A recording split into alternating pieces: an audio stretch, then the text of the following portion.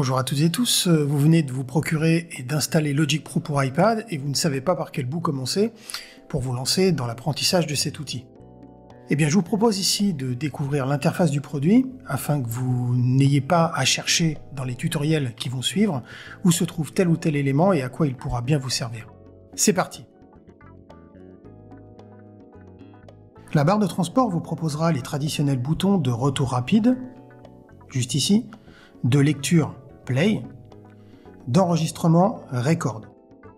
Ces éléments seront communs à tous les dos du marché. Le bouton suivant vous permettra de mettre en boucle tout ou partie d'un projet. Pour cela, il suffira de délimiter le début et la fin de lecture de ce dernier en jouant avec la petite réglette juste ici et en appuyant sur le bouton cycle.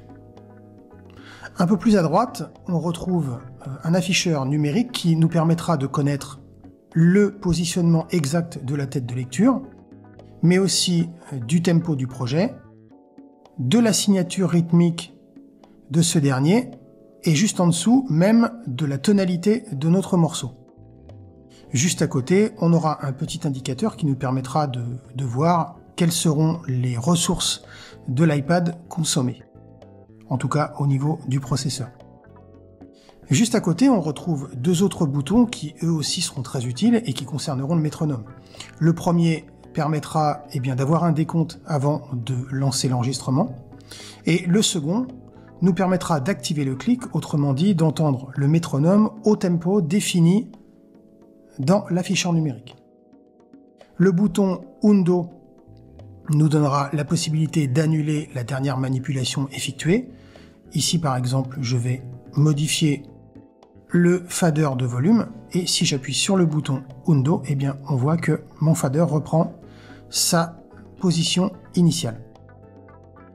Juste à côté, on retrouvera aussi le bouton d'aide qui vous donnera accès à du contenu pédagogique, mais aussi à un service d'assistance et la possibilité également d'envoyer un commentaire à Apple.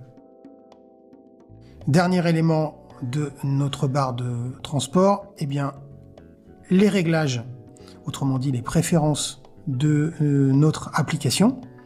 Et ici, la possibilité de customiser, personnaliser la barre de commande, mais cela fera l'objet d'un tuto à part.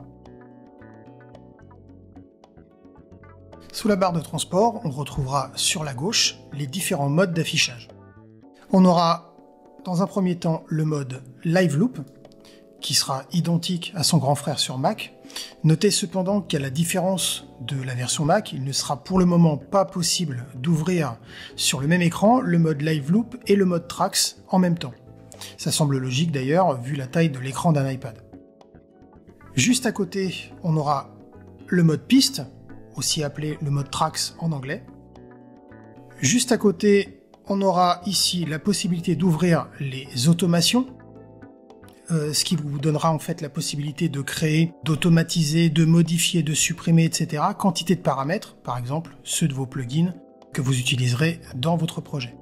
Juste à côté, on retrouvera les outils qui nous seront nécessaires pour éditer nos événements, régions dans Logic Pro pour iPad. Là aussi, on notera quelques différences avec la version Mac. Différences d'ailleurs qui globalement ont poussé les développeurs d'Apple à optimiser le workflow de la version iOS afin qu'elle soit plus agréable et conviviale à utiliser en mode tactile. Ici, on retrouvera les options de la grille et juste à côté, on aura ici les différentes options de cycle. Pour le moment, je vous en dis pas plus puisque cela fera l'objet d'une vidéo dédiée. En bas de l'interface, on retrouvera un bouton dédié au navigateur, avec la possibilité bien évidemment d'accéder à vos presets, à vos patchs audio, à vos boucles, etc., etc. À un bouton dédié à l'inspecteur, c'est ici qu'on pourra accéder à des fonctionnalités spécifiques applicables à la piste sélectionnée, ainsi qu'à un bouton qui sera une sorte de mixeur simplifié, très pratique pour ne pas avoir à faire des allers-retours entre le mode piste et votre mixeur par exemple.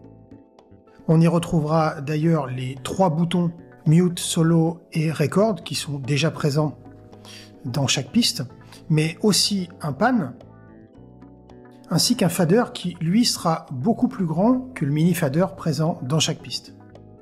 Notez également que vous pourrez modifier l'entrée audio ainsi que la sortie de votre piste, en plus de quelques autres options dont on reparlera ultérieurement.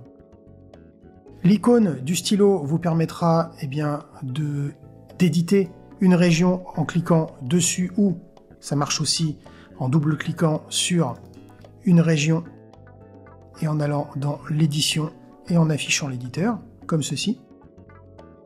On pourra également, en cliquant sur ce bouton, accéder aux instruments virtuels, aux effets audio et MIDI appliqués sur la piste en question. Dernier petit bouton ici qui nous permettra, en cliquant dessus, d'accéder à la table de mixage. Table de mixage qui sera bien évidemment beaucoup plus complète que le petit bouton qu'on a découvert tout à l'heure et qui nous permettra de faire des ajustements plutôt mineurs. Dernier élément de l'interface, la surface de jeu virtuelle. C'est ici qu'on pourra jouer de nos instruments virtuels favoris en utilisant ces claviers intégrés à l'interface de Logic Pro pour iPad. Plutôt pratique quand on n'a pas forcément tout notre setup sous la main et qu'on souhaite malgré tout coucher quelques idées. Voilà pour ce petit tour d'horizon de l'interface de Logic Pro pour iPad. D'autres vidéos sont d'ores et déjà disponibles pour que vous puissiez en apprendre davantage au sujet de ce formidable outil qu'est Logic Pro pour iPad. Alors n'hésitez pas à liker, à commenter, mais aussi à vous abonner pour soutenir la chaîne. À bientôt!